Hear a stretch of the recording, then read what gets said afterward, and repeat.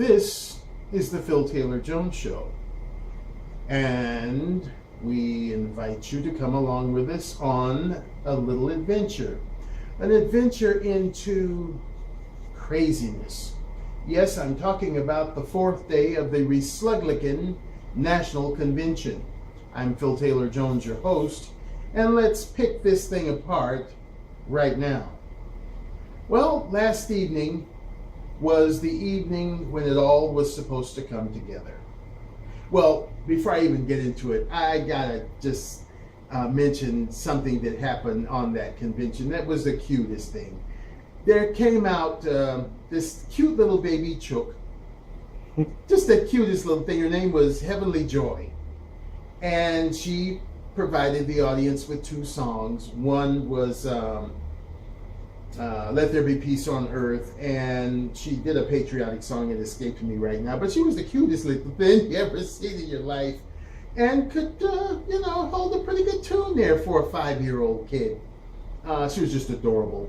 Stole the show totally. Okay, now to get into this debacle that was Trump's speech.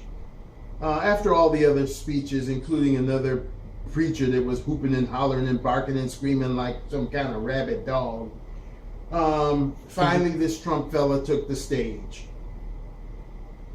And he prattled on for about an hour and 17 minutes. And, to tell the absolute truth, I have watched one of his rallies, and I saw different news bites with him speaking, as did I see him on the debates going on and talking about people and then, touching on some of the issues. But I've never really heard the guy speak for any, meaty length of time. And from what I heard of him, I knew he wasn't a very good orator. But then there are a lot of people that aren't. But last evening he was supposed to, light off fireworks and gather people to him. And in my estimation, he did quite the opposite. For one thing, I could understand him playing it close to the vest when he was on the primary side of things. He didn't want to divulge all of his secrets or his plans, what have you. But hey, you're the number one guy now. You're it, with a burger and some fries. So while you may not want to talk about a 12-point plan or a 15 or 16-point plan or 27-point plan or whatever, you could divulge a few tidy tidbits to let the people know that you at least do have a plan.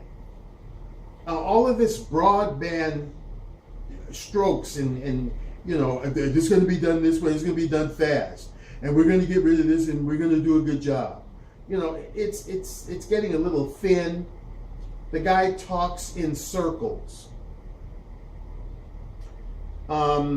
He, I guess, was trying to build his momentum off of Richard Nixon's speech or what have you back in the late 60s. Well, Richard Nixon went on to scare the nation that it was really worse than it was, and he was going to be this law and order candidate. Well, Trump echoed that, and that's what scares me. He's constantly talking about being on the side of the police, and that's okay. But when it comes to being on the side of police, as far as what's been going on here of late, he's either purposely canceling out that there is an inherent reason why there's a problem with police, meaning police have been killing black folks, or he's in some kind of alter world where that doesn't go on. As a black person, I find that very disheartening and disconcerting, that you're not even willing to admit or even recognize that there is a problem within the police departments. There are problems with certain officers who may or may not be exactly genuine in their duty. I also noticed that dear Donald had eye trouble last night.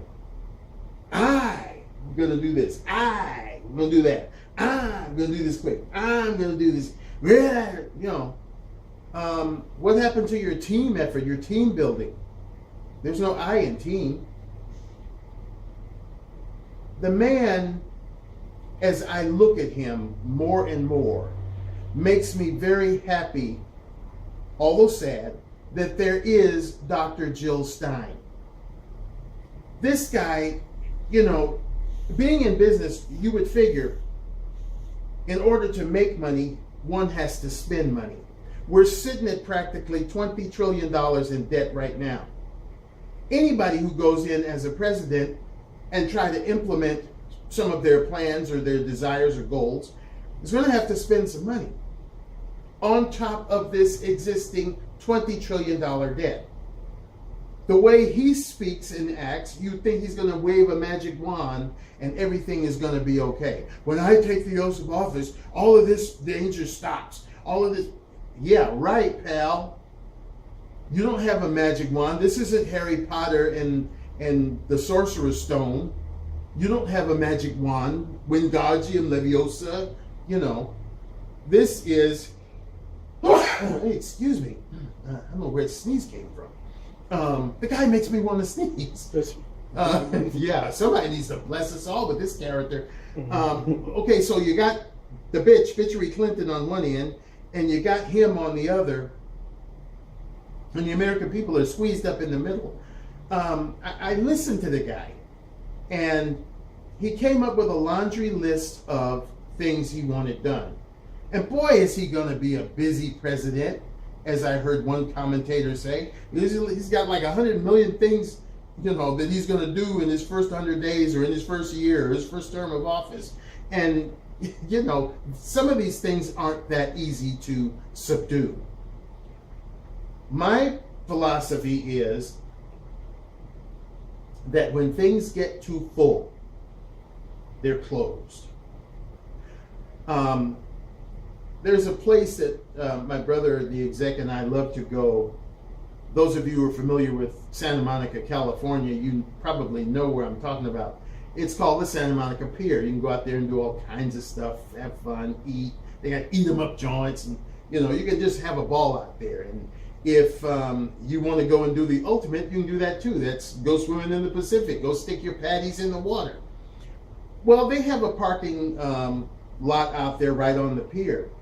It's not the biggest of lot, but can fit a sizable amount of cars. However, when the lot gets full, they have some of the parking attendants come up, bring a sign, and stand there by the sign reading, the parking lot is full.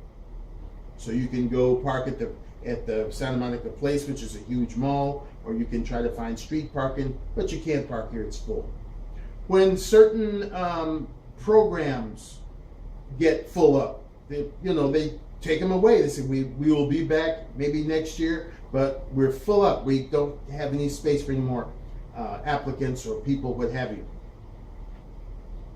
Although this is a very big rock, very big country, there is a point at which we need to close the door. No, build your wall if you must, no door. We've got enough foreigners here. How many times do I have to say it? I've seen it time and time again on social media. Close the door, close the border. Don't accept any more people in here. We've got more than enough. When you've got a country where there's about anywhere from 200,000 to 300,000, upwards of 1 million people on the streets, then you don't need to bring any more people in here. There's something wrong there. I thought he got it, but obviously he hasn't. Leave these people in their own countries. Anything that any of them plan to do or have on their books to do, from any of the 17 that were Republicans, or maybe the 4 or 5 or maybe 6 or 7 that were Democrats, it could be done if we, 1, stop fighting these stupid wars that gain nothing for us. 2, stop taking care of countries that can take care of themselves on our dime. And 3, Leave these damn foreigners in their own country. You can fix up your infrastructure. You can implement any kind of program you want to implement. You can go from here to Alpha Centauri if you want to, but you're spending too much money on senseless garbage. Oh, we stand with Israel. Let Israel take care of themselves. They've been taking care of themselves since biblical days. Why the hell do they need us to stand behind them? We need to stand behind ourselves and get ourselves in order. And that's what I thought this guy was up for. But, you know, it's nothing but a horse and pony show. Every 4 years, we have the Republicans send out their best pony. We have the Democrats send out their best jackass. That's what they are, but anyway. And they try to sell us that one is better than the other. And we choose, and they get in there and they do the same damn thing that the other one did, or worse, in the case of one Barack bastard. Creature worship does not make the case. And this guy, whoa, I'm actually wondering why I even supported him. I was one of them. I supported him. I was desperate. I would have supported anything other than the Bitchery Clinton. As bad as I hate rats, if a rat had come by waving an American flag, say I want to be president, I'd say, okay, Mr. Rat, go in there and see what you can do over Bitchery Clinton. But this guy, you know, he sends chills up my spine, as does the Bitchery Clinton. And what sends even more chills up and down my spine, well, in the execs too, is the fact that we're supposed to be living in this grandiose democracy, this wonderful, just grandiose thing that every American president is pushing down everybody else's throat. Yet, when it comes to electing a leader, we're stuck with two choices. People are sitting on the fence wondering, well, who do I vote for? It was reported that some of the people left that venue last night in Cincinnati, the Quicken Loans queue, in tears because, oh, well, were you that jubilant about Donald's speech? No, I don't know who the hell to vote for. I'm thinking of not voting at all when there are at least two semi-well-known alternatives. This Johnson guy, who I don't like, and Jill Stein. Well, if we're in such a democracy, if we're in such a benevolent wonderfulness, why don't we know about these alternatives on a grand scale? This is ludicrous. This is greed. This is power misplaced. With the American public being held hostage, I think it sucks. I think it stinks just as much as these two potential disasters for president. As I said before, they're too old to be acting like this. One's 68 years old and one's 70 on the nose. They're too damn old to be acting like kids. Our country is in trouble. Some say that he gave a doom and gloom and a horror speech to scare people to death. Well, I kind of beg to differ on that. He misquoted many numbers. Just out and out misquoted, lied to boost up or pep up what his platform is. But yes, we are in danger. We're in danger because we can't get along as American people. The white folks against the black folks against the white folks, the cops against the black folks against the cops. There's a problem with race in this country, has been and always will be. It's never going to end. Oh, well, don't say that, Phil. It's never going to end. As long as there are black people that hate white folks, are going to be hating them. And then there's going to be a retaliatory hatred from black folks. Face it. But maybe we could have somebody in there that's not so divisive and, you know, try to at least bring a little bit of, you know, squelching it. But it's always going to be here. He talked about things last evening that are not really in the government's jurisprudence. That's for the police officers to take care of the stuff on the streets. He's supposed to be talking about our finances, our economy. We are in $20 trillion worth of debt. That's where his, expertise is supposed to come in. I'm going to be the law and order candidate, which means, in essence, for us black folks, you better check yourselves because I'm coming. I stand behind the police, or I stand with the police. Well, that's very disconcerting. Oh, well, he said that he was going to make sure that black people get jobs and get education. It's not so much what you say, it's how you say it. In other words, black people are stupid and violent and listless because they don't have jobs or education. No, there are underlying problems with things happening in this country. He flip-flops. He flip-flopped on the Muzzy thing. We're not letting any Muslims in here until we can properly identify them and find out whether or not they're going to be dangerous to this country. Then he switched off to Muslim or Islam supporting countries. ISIS is everywhere. So Lithuania could very well be a terrorist country. You should have stuck to your guns, but you didn't. You compromised your principles. It's been said, whether or not it's true, that he picked Mike Pence because he's going to be doing all the work. Perhaps. Maybe that's why he didn't pick Christie or Newt Gingrich, because they wouldn't take that crap. Say, look, you ran your mouth to be president. You're not going to put all the work off on us. You're going to get up off your butt and do some work. So get with it, Charlie. Move it. We are in trouble. The only thing that might, and this is a very slim might, because look at where we are. We are practically in August. Jill Stein needs to be in the forefront. You Sandy. Can't even think of that sellout's name. Bernie Sanders supporters, you need to be thinking very seriously about Jill Stein. Oh no, a vote for anybody but Donald Trump is a vote for Bitchery Clinton.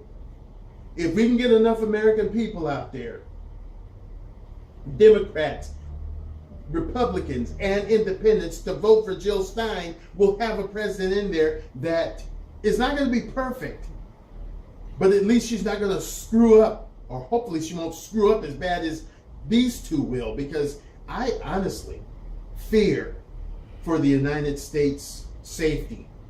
Because this Trump fella, with his big mouth and his short temper and his thin skin, will have us in a war before a cat can say meow. And this Bitchery Clinton, she was going to give away the rest of the country faster than a cat can say meow. So either one of these people win, we lose. Just like, what was it, Alien versus Predator? No matter which one wins, we lose. Well, same way with these two. The only thing I can think possibly about getting around this is to get Jill Stein in the mainstream picture. As far as the debates, we need to have her on that debate stage. We need to have her on the ballot. And we need to see more of her. We need to hear from more of her, so that Americans can make an honest and hopefully fair decision. Because what these two are showing me, Now, to those diehard fans of either one of them, more power to you. If that's what you want, that's what you want. A lot of Americans don't want that. And it's time for a good change. It's time for someone to get in there that cares about the people, not feign it. Like I said, I'm sick of looking at these horse and pony shows because I've been seeing them every 4 years for the better part of my life. You preach and you holler and scream about Ronald Reagan. then yeah, maybe we would have stayed with somebody like Ronald Reagan. There was no war. There was a Cold War when he was around, but he didn't have to fight any stupid wars. He didn't have to fight a bunch of stupid foreigners that's coming in here trying to kill us. Humanitarian. Look at Angela Merkel. She's sitting over there looking like Deputy Dog with them sour jaws because she's lost control of her country. Some idiots have gone over there and shot up some mall. They don't know how many are dead.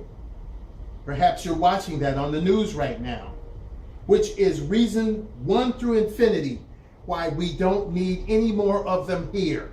We're already sitting here with bated breath because there's 1.6 to 1.8 million Muslims or Islamists over here, residing in every little nook and cranny from the tip end of Maine to the south end of California. We don't know if they're peaceful and loving. Maybe they're peacefully and lovingly building bombs to blow up us from here to Key Biscayne, Florida, where they've already struck once. We don't know that, so we're sitting here waiting on the other shoe to drop. So we definitely don't need any more of them. Some of them kill people, Donald Trump. Some of them kill people, Bitchery Clinton. So leave them where they are. Am I saying that we shouldn't care anything about people that are in peril? Because some of them are, this is true. And some of them are innocent as newborn babes. But we don't know who they are. So here's what you do. You offer the countries that are hosting them food, clothing, blankets, whatever they need. Might even throw in a few bucks. But you don't let them into your country. No way. So, as far as the Republican convention, epic fail. Next week we get ready for the Democrats to lay a major turd in the personage of one Bitchery, the bitch, Clinton. We're in trouble. We need Jill Stein. We need somebody to get in there who cares. Go to her website. Look at what she's done. Look at who she is. She's a very caring person. Will sit down and break bread with anybody, listen to anybody, and not only listen, but act upon it. She already has. As a physician, as an organizer, for nature, and for cleaning up our planet. She's done good things. Jill Stein is the alternative. You got anything exact? Well, very well said as always, and I totally agree with you. You know, as they said in Harry Potter, I forget what happened, but for some reason the kids got in trouble. And the janitor-like fellow, I think that's who it was, said, "Oh my, we are in trouble." And oh my, United States is in trouble. There's too much craziness going on. There could be a civil war breaking out between police and black people. You know, too many potential attacks, as you alluded to, and as we both heard on the news. There is ISIS in all 50 states of the United States.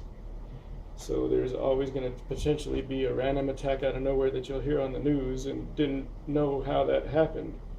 You know, and some of the speeches in the convention, you know, were, you know, dead on, you know, that saying what Bitchery Clinton was wrong, you know, that it's not right to have more Muslims coming here, and that's what she wants to do, just like a bastard wants to do, you know. But his speech was kind of lackluster. It wasn't very specific as to what he wants to do, like you said. He is kind of going around circles, kind of piecemealing it together. It's like his train of thought isn't constant. He thinks of one thing to say, oh, let me tell you this. And then he thinks of something else, and he finishes that, and then he goes back to the other thing and finishes that. And he's always with the little pointing the hands thing. And, you know, his speech wasn't very... it was horrible. It wasn't awe-inspiring, you know. Didn't inspire, you know, greatness for the country. And as you said, the people got interviewed at the end, they said, "Why are you crying? Is it because it was that good?" I said, "No, it's because it was that bad. We don't know who to vote for now." And it's a shame, like we've been saying, and I've been saying in previous shows and this show, that she's not in the forefront. It's an independent party that should be officially recognized in the debates and everywhere else. It shouldn't have to be just on social media. And I do have to agree, the cute little girl was adorable. Sang pretty good for cute little baby. sang pretty good for a little 5-year-old. But and of course, I think Ivana Trump had her speech today as one of his daughters. Oh, Ivanka, yeah. Ivanka. There's so many Ivanas, Ivanka. The mother's name was Ivana. She was kind of not genuine too. Like Christie's speech the other time, he was genuine and he didn't have to too much forcefully emphasize his phrases, his words, his sentences, as she did, as some of his other sons and daughters have. They're always forcefully emphasizing certain words, so this, like that last one I said in the show. And it's not coming out to be totally genuine, And I think you were also telling me something about his little son, Barron, like, because you've actually, dealt with kids before and taught kids, you can kind of, surmise as to how they're... Don't know if anyone else picked up on it, but something just didn't sit right with me with this little kid of his, Barron, the 10-year-old. Up in the stands, they were panning and they panned, and he was sitting up there looking like the boredest something you ever wanted to see. And then when they came down on stage, he hugged his father, but it was like, well, it was rehearsed. You go hug your father. Then he went right back directly with his mother and held on to her. And then at some point, they were dropping the balloons and the confetti, and some of the other, it was some other relative of Trump's. It had a little boy. I don't know whether it was Ivanka or Tiffany or whoever. But the little boy was pointing up and, smiling. The kids love balloons and, that many of them, they just kept coming in waves. And he's, oh yeah. But this little Baron, he looked up once like he was scared to do it. Mm-hmm. And then as they were walking out, it was like he wasn't, I can't get in front of him. I don't know what he might do. He was looking up at, like he was scared to death. Mm-hmm. So that led me to believe, what's up with that? Now they say that he's ogling his daughter Tiffany because he thinks that she's hotsy-totsy like he thought Marla Maples was hotsy-totsy.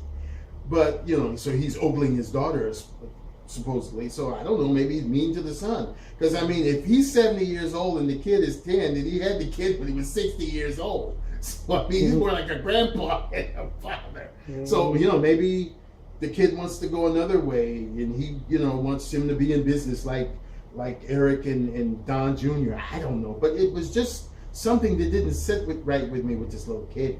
Mm-hmm. And Trump himself doesn't seem to be very mature. A person that insults someone's family is, you just don't do that. You don't cross the line. I don't care how bad you want to put someone down if you're running against them. You don't mess with someone's family like that.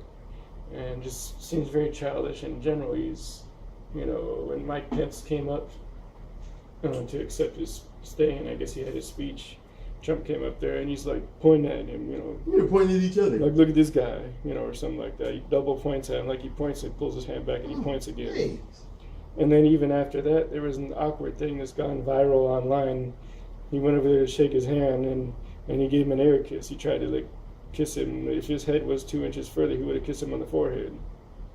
Everybody's saying he's gay, and what's up with that? That didn't make much sense. You don't go around kissing or air kissing people, And then after that, he leaves, and they're pointing at each other and stuff.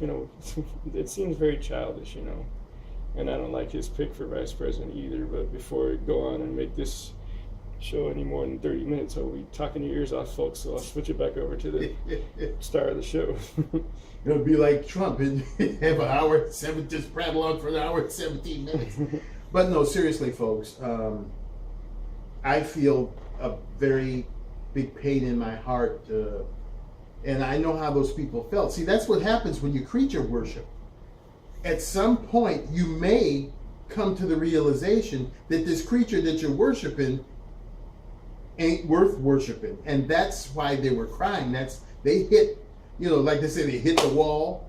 Well, after they heard him prattle on for an hour and 15 or hour and 17 minutes or so and said nothing, they hit the wall and they said, oh my God. Because a lot of people are voting for him because they don't want Bitchery Clinton. Mm-hmm. See, that's what's going on in this country right now, ladies and gentlemen. I'll take the lesser of two evils. But when you find out that the lesser of two evils is probably just as evil as the one that you're trying to avoid, that's the breakdown. And that's why those people are crying, because, okay, I didn't like Bitchery Clinton, and now I find out I don't like this guy. What do I do? Do I let either one of them get in office and then just suffer as we have for the past 18 years? Or 8 years, excuse me. Feels like 18. Mm-hmm. What do I do? Well, to those people, Jill Stein, check her out. You got anything else before we close it out? Yeah, I did forget one more thing also, having you as my brother being black and me being a white person, seeing these white cops getting killed and seeing these black people getting killed by the cops, and having it not acknowledged that much in the media as far as support for the black people's family and the people that suffered loss in the same week as the cops suffered loss. It's more to focus on the police. It did also, not set too well with me that he's saying he's going to be there and support the cops, but it's like it's okay to kill black people. He didn't say one thing about trying to support or trying to stop the crooked cops from killing black people. That wasn't right with me either. Oh, you're right. That's right. Mm-hmm. I'm supposed to hate you because Black Lives Matter. No, seriously, they're talking about Bitchery Clinton now because at the convention next week, she's going to have on, I think, Alton Sterling's people and Philando Castillo's family. Oh, well, isn't that something? These guys, those people, those criminals who got shot, but she's not even having the police officers' families from Dallas or New Orleans who got shot. They're just libtards. She's recognizing their deaths. She is doing that to feather her own nest. That's why I can't get behind her. She's a bitch, and she's a Bitchery Clinton, and she's only doing that to self-serve. If she was really doing it for the good of the people, to really show that she had concern for those black people that got killed, I would say, yeah, she's doing a good thing. But no, anything that piece of crap does, she does it for herself. And, anyway, what is it? Jill 2016? Jill2016.com. Go there. Jill 2016.com. Check her out. And if you feel that she's right, vote for her. Get the word out.